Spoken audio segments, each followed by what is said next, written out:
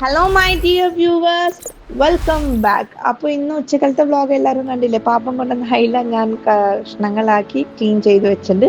ഇരുമ്പുള്ളി ഇതും പാപ്പൻ്റെ അവിടെ നിന്ന് തന്നെയായിരുന്നു കേട്ടോ.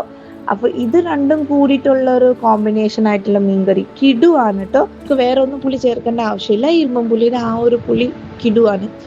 അപ്പോൾ എൻ്റെ അമ്മയുടെ ഫേവറേറ്റ് ആണ്. നമുക്ക് തുടങ്ങാം. 2 ടേബിൾ സ്പൂൺ കാശ്മീരി മുളക് പൊടി, പിന്നെ 1 ടീസ്പൂൺ മല്ലിപ്പൊടി. ഇവ രണ്ടും നന്നായിട്ട് നമുക്ക് ഡ്രൈ റോസ്റ്റ് ചെയ്യാം. എണ്ണ ഒന്നും ഒഴിക്കേണ്ട ആവശ്യമില്ല. ശ്രദ്ധിക്കണം, പൊടികൾ കരിയാണ്ട് നോക്കണേ. ആവശ്യത്തിന് വെള്ളം ഒഴിച്ച് പിന്നെ ഇതിലേക്ക് നമുക്ക് മീൻ കറിക്ക് വേണ്ട സാധനങ്ങൾ: പച്ചമുളക്, എരിവനുസരിച്ച് കൂട്ടിയോ കുറയ്ക്കുകയോ നിങ്ങൾക്ക് ചെയ്യാം. ഇച്ചിരി കറിവേപ്പില, പിന്നെ ഇഞ്ചി ചതച്ചത്, ആവശ്യത്തിന് കല്ലുപ്പ്. ഇതിനൊക്കെ കല്ലുപ്പാണ് ബെസ്റ്റ്. പിന്നെ ഒരു ലേശം മഞ്ഞപ്പൊടിക്കോ, ഞാനത് ഷൂട്ട് ചെയ്യാൻ വിട്ടുപോയതാണ്. ആവശ്യാനുസരണം വെള്ളം ഒഴിച്ച് നന്നായി വെട്ടി തിളയ്ക്കുമ്പം അയില കഷ്ണങ്ങൾ നമുക്കിതിൽ ചേർക്കാം. ഇത് ഒരു 70% വേവണം. കണ്ട, നീണ്ട മുട്ടയാണ് കേട്ടോ. ഇത് 70% വെന്തതിന് ശേഷം മാത്രം നമ്മൾ പുളി ചേർത്തിയാൽ മതി. നേരത്തെ ചേർക്കേണ്ട ആവശ്യമില്ല, കാരണം പുളിക്കൊന്നും അധികം വേവില്ല കേട്ടോ.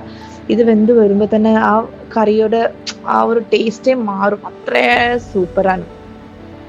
ഇതും കൂടി നന്നായിട്ട് വെന്ത് വരുമ്പോൾ ലാസ്റ്റ് ആവുമ്പോൾ തേങ്ങാപ്പാൽ, 1 പാൽ 2 പാൽ അങ്ങനെ ഒന്നുമില്ല. ഒരുപാട് കട്ടി പാൽ എടുക്കാണ്ട് നോർമലായിട്ടുള്ള തേങ്ങാപ്പാൽ എടുത്ത് 2 മിനിറ്റ് ഒരു തിള, പിന്നെ ആ എണ്ണ തെളിഞ്ഞ് വരുമ്പോൾ നിങ്ങൾക്ക് കാണാൻ പറ്റും കിടുവായിട്ടുള്ള അയലക്കറി റെഡിയാണ്. ഞാൻ ഇത് ഇന്നല്ല, നാളെയാണ് ഇത് യൂസ് ചെയ്യുന്നത്. അപ്പോൾ ടേസ്റ്റ് അടിപൊളിയായിരിക്കും.